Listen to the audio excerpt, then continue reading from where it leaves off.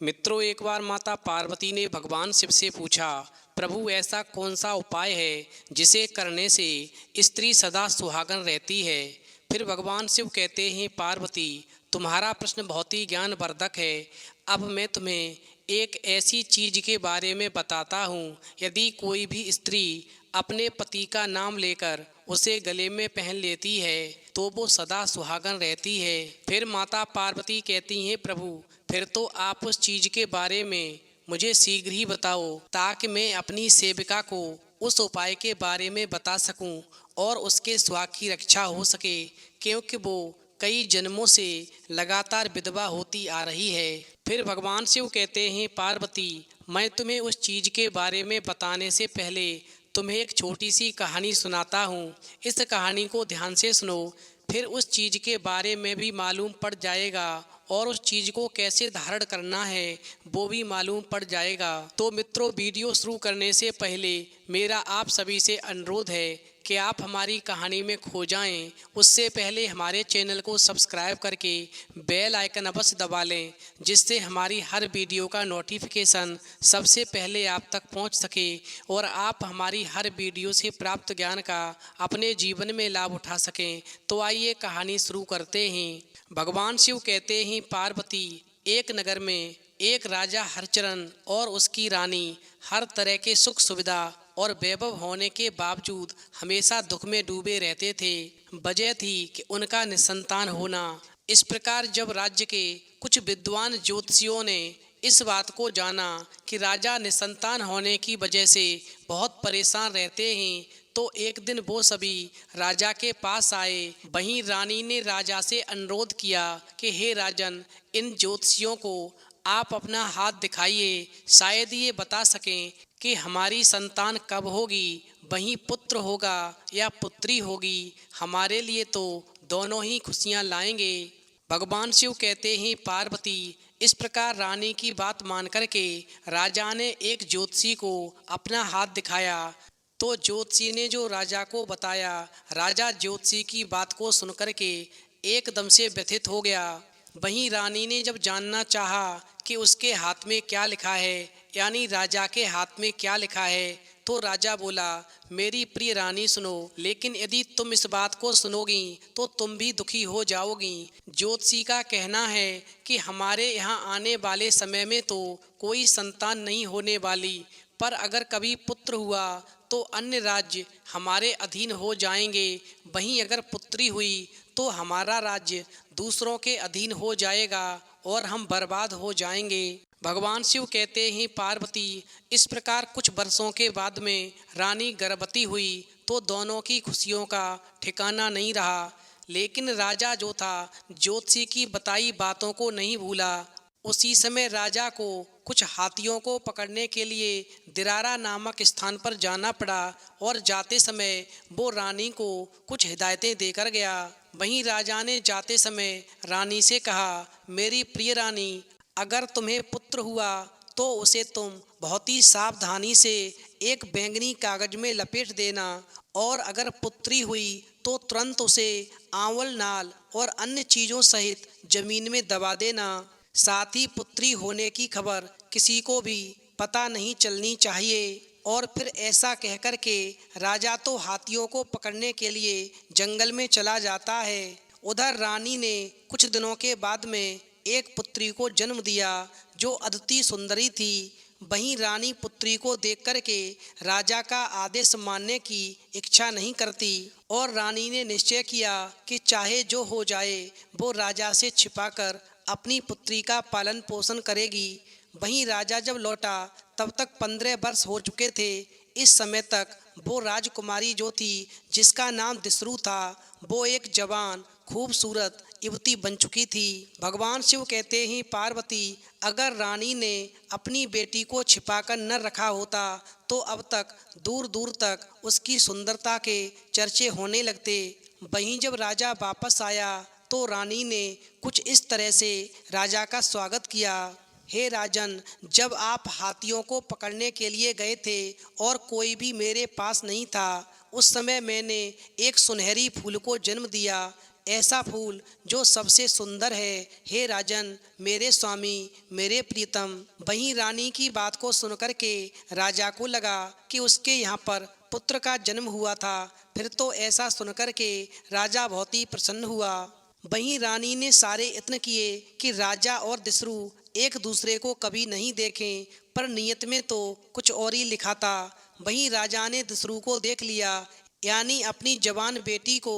जैसे ही राजा ने देखा तो राजा की मानो सांसें ही रुक गईं, क्योंकि इतनी खूबसूरत लड़की राजा ने इतने सौंदर्य वाली इससे पहले कभी भी नहीं देखी थी। इतनी रूपवती और गोरी लड़की राजा ने कभी नहीं देखी थी। वहीं राजा की उत्सुकता लगातार बढ़ती ही जा रही थी। वहीं राजा बोला, हे अनुपम सुंदरी, मुझे बताओ तुम किसकी पुत्री हो?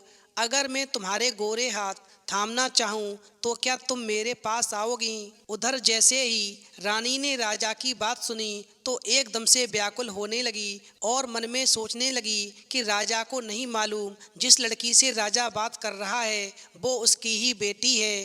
फिर तो ऐसा नज़ारा देख कर के रानी दौड़ती हुई आई और राजा के आगे एक पहेली कहने लगी। हे राजन, मुझे बताओ, अगर अपने ही हाथों से आप बैंगन का पौधा लगाते हो तो क्या फूल के साथ आप पौधे को भी खाना चाहोगे? वहीं राजा को कुछ भी समझ नहीं आया कि इस पहेली से उसका क्या संबंध है, पर चूंकि राजा के सामने एक सुंदरी खड़ी थी और राजा का दिल उस पर आ गया था, तो राजा को लगा कि उस सुंदरी को वो अपने मन की बात एक पहेली के ही माध्यम से बता देता है। और फिर राजा उस सुंदरी से कहने लगा जो उसकी ही बेटी थी। और फिर राजा उस सुंदरी के सामने ही अपनी रानी से कहने लगा जो उसकी अपनी ही बेटी थी। और राजा रानी से बोला, हे रानी, जो तुम कह रही हो वो एकदम सही है, लेकिन जब अपने ही हाथों से जब आप किसी तुरई को बोते हो तो आप फल के साथ साथ उसकी पत्तियां भी खाते हो। वहीं राजा की बात को सुनकर के रानी ने फिर पुनः पूछा, हे राजन, मुझे बताओ, अगर आपने अपने हाथों से मिर्ची बोई है तो क्या फूल के साथ में आप पेड़ भी लेना चाहोगे? वहीं रानी की बात को सुनकर के एक विजयी भाव से राजा बोला, जो तुमने कहा रानी वो भी सच है। हे रानी, पर जब अपने ही हाथों से आप कद्दू बोते हो तो आप फल के साथ साथ उसकी लताएं भी खाते हो। पर मेरी रानी, मैं तो बस इस सुंदरी के रूप की प्रशंसा कर रहा हूँ। ये इतनी सुंदर है कि ये मेरी रानी बनने के लायक है। हे सुंदरी, तुम्हें इस बारे में क्या कहना है? क्या तुम मेरे साथ में शादी करोगी और मेरी रानी बनोगी? भगवान शिव कहते ही पार्वती इस प्रकार जब रानी पहेलियों के द्वारा अपनी सही बात राजा को नहीं समझा सकी तो एकदम से कहने लगी, नहीं नहीं राजन, आप ये क्या करते हो? आप जिस राजकुमारी से शादी करने की बात कर रहे हो वो तो आपके मांस और रक्त का ही हिस्सा है। और ऐसा कहकर के रानी गहन पीड़ा से रोने लगती है। इस प्रकार रानी की बात को सुनकर के राजा को पहेली का अर्थ समझ में आ जाता है, पर तब तक तो बहुत देर हो चुकी थी। जिस सुंदरता का राजा एकदम दीवाना हो गया था वो तो उसकी अपनी ही बेटी थी। इस प्रकार राजा जो था सदमे में डूब गया और बोला, मेरा अपना ही मांस व रक्त, ओहो, ये कैसी दुविधा है। तब तो ये और मैं कभी एक नहीं हो सकते, फिर भी मेरी व्यथा शांत कैसे होगी? मैं जब जब अपनी इस बेटी राजकुमारी को देखूंगा तो मेरा प्रेम का दर्द उभर आएगा। इसलिए इस सुंदरी दस्यु को यहाँ से जाना होगा, इसे राजमहल से निकालना होगा, ताकि ना तो मेरी बेटी मेरी आंखों के सामने रहेगी, ना मैं इसे देख सकूंगा और ना ही मेरे मन में इसके लिए भावनाएं जागृत होंगी। भगवान शिव कहते ही पार्वती इस प्रकार राजकुमारी अपने पिता राजा से अपमानित होने के बाद में राज्य को छोड़कर चली गई और चलते चलते दूर एक बियाबान जंगल में पहुंच गई, जहां पर उसकी मुलाकात सूरजगढ़ के राजा विक्रम सिंह से हुई। इस प्रकार राजा विक्रम सिंह ने राजकुमारी दस्यु को देखा तो राजकुमारी दस्यु की सुंदरता को देख करके राजा विक्रम सिंह पर रुका नहीं गया और राजकुमारी दस्यु को अपना दिल दे बैठे और फिर राजकुमारी दिसरू के सामने राजा ने विवाह का प्रस्ताव रख दिया। वहीं राजकुमारी दिसरू भी राजा विक्रम सिंह से शादी करने के लिए तैयार हो गई और फिर दोनों ने विधि विधान पूर्वक शादी की।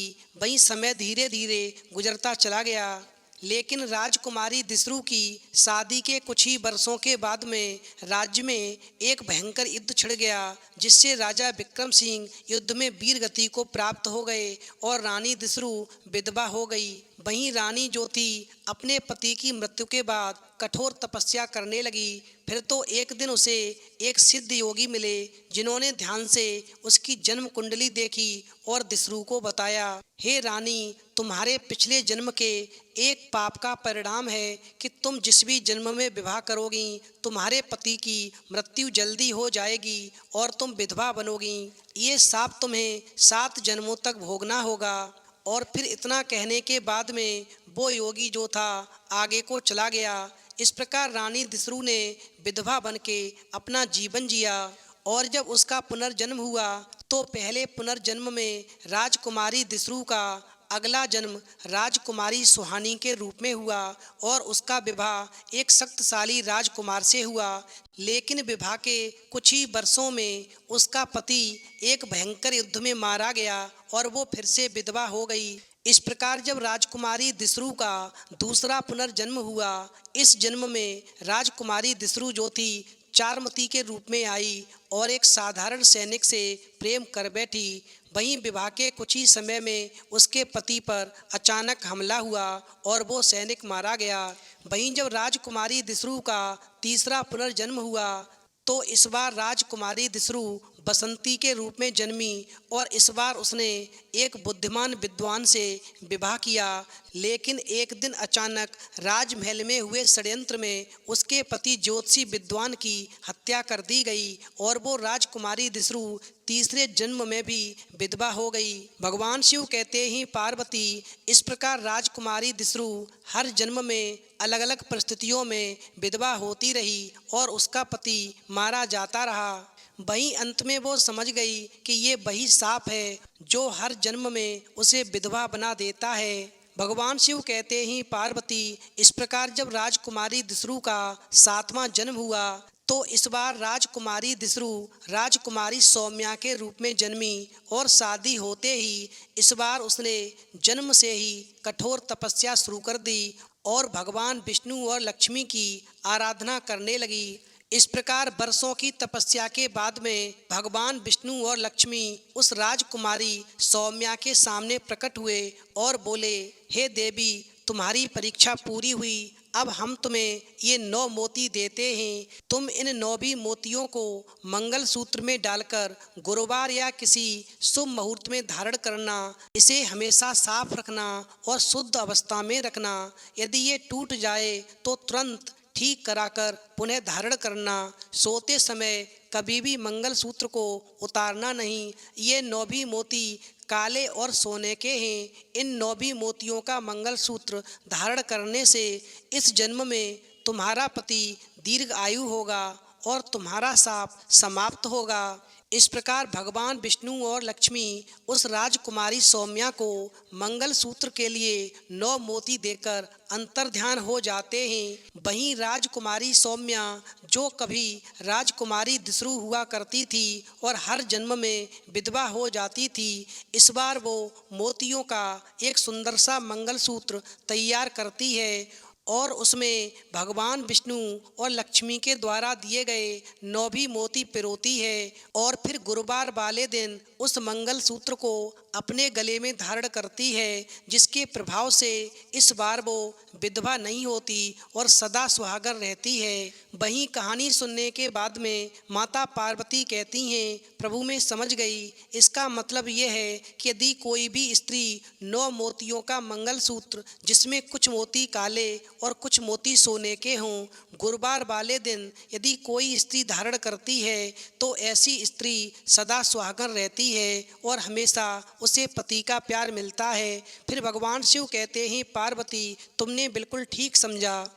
तो मित्रों, यदि आज की कहानी आपको पसंद आई हो तो प्लीज़ आप हमारे चैनल को सब्सक्राइब जरूर करें और भगवान शिव और पार्वती के लिए एक लाइक करना बिल्कुल न भूलें। भगवान विष्णु और माता लक्ष्मी के लिए भी एक लाइक करना बिल्कुल न भूलें।